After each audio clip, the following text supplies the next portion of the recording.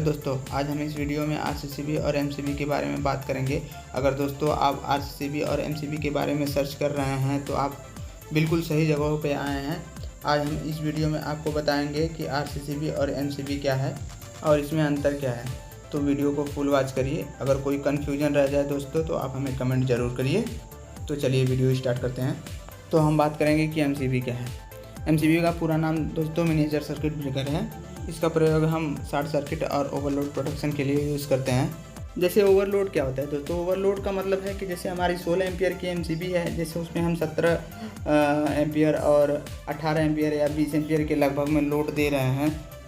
जब काफ़ी देर तक हम अगर उसमें लोड दे रहे हैं तो एमसीबी के अंदर लगी विभिन्न धातुओं की पट्टियाँ काफ़ी गर्म हो जाती हैं और ज़्यादा गर्म होने के कारण यह पट्टी मुड़ जाती है और यह दोस्तों अपने पुराने जगहों से हट जाती है, जिससे कि मेन सर्किट डिस्कनेक्ट हो जाती है, जिससे हमारी जो सप्लाई के बहाव है वो वहीं रुक जाता है, जिससे कि हमारे मकान की सप्लाई कट हो जाती है। जब यह पट्टी ठंडी हो जाती है तो यह पुनः अपने आकार में दोस्तों आ जाती है और दोस्तों इस पट्टी से जुड़ा हुआ स्प्रिंग है वह उसे फिर से अपने पुराने जगहों पर जोड़ देता है, जिससे कि दोबारा सर्किट लोड और करंट घर में प्रवाह होने लगता है। यह समस्या दोस्तों अधिकतर ओवरलोड के कारण होता है। जैसे कि ओवरलोड हो गया और एमसीबी हमारी ट्रिप हो गई, कुछ समय तक हम उठा रहे हैं उससे उठ नहीं रही है, बार बार ट्रिप हो जा रही है।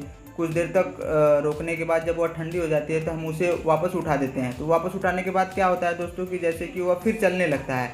कुछ देर तक चलता है, 1 घंटे चलते हैं, 2 घंटे चलते हैं, जैसे भी जितने भी देर तक कैपेसिटी उसकी होती है चलती है। जब फिर उसका प्लंजर पत्ती अगर वह गर्म हो जाती है तो फिर वह ऑटोमेटिक ट्रिप कर जाता है।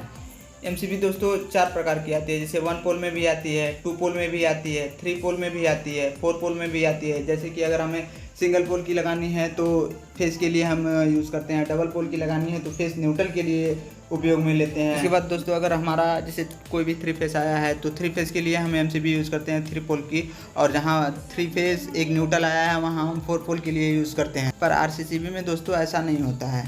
इसके बाद हम बता दें दोस्तों कि MCB any time ampere meter से नाप कर ही लगाएं कि हमारा कितना एम्पियर लोड है, उसी के माध्यम से हम एमसीबी लगाएं, जिससे कि ओवरलोड की समस्या ना रहे।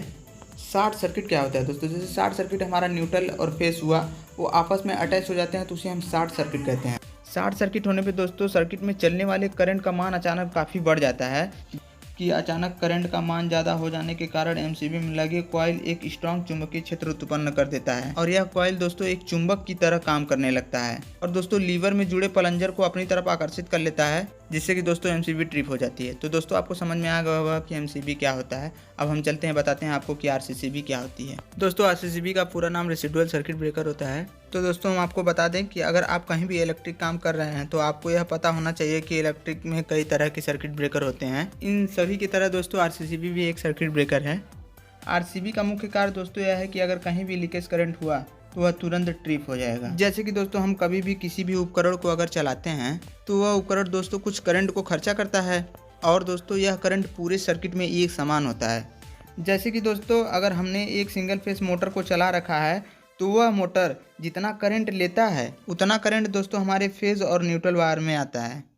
इन दोनों वायरों में दोस्तों करंट समान होता है। जैसे न्यूट्रल हमारा फेस हुआ, इन दोनों वायरों में हमारा करंट जो है समान आता है। और दोस्तों आरसीसीबी यही चेक करती है कि जितना करंट हमारे फेज वायर में है उतना करंट हमारे न्यूट्रल वायर में है कि नहीं। और दोस्तों जैसे कि इन दोनों करंट की वैल्यू में अगर अंतर आता है तो तब आरसीबी को लगता है कि सिस्टम में हमारे कहीं फॉल्ट है और वह तुरंत आरसीसीबी को ट्रिप कर देता है। सबसे महत्वपूर्ण बात दोस्तों, जैसे कि एमसीबी हमारे घरों के उपकरणों की सुरक्षा करती है, उसी प्रकार आरसीसीबी का उपयोग ह्यूमन प्रोटेक्शन मतलब कि इंसानों की सुरक्षा के लिए किया जाता है। जैसे कि दोस्तों मानो कि किसी उपकरण से हमें शॉर्ट लगा, जैसे कि करंट लगा, तो करंट लगते ही दोस्तों जो करंट हमारे शरीर के माध्यम से ग्राउंड होगा तो आरसीसीबी उसे तुरंत सेंस कर लेती है और तुरंत आरसीसीबी ट्रिप कर देती है। जैसे कि दोस्तों आपने आरसीसीबी पे अधिकतर देखा होगा कि लिखा होता है 30 milliampere, 100 milliampere, 300 milliampere. तो इसका मतलब क्या होता है दोस्तों? जैसे कि हमने आरसीसीबी में न्यूट्रल फेज दिया और वहाँ से किसी भी उपकरण जैसे मोटर वगैरह किसी भी उपकरण को हमने 30 मिली एम्पियर करंट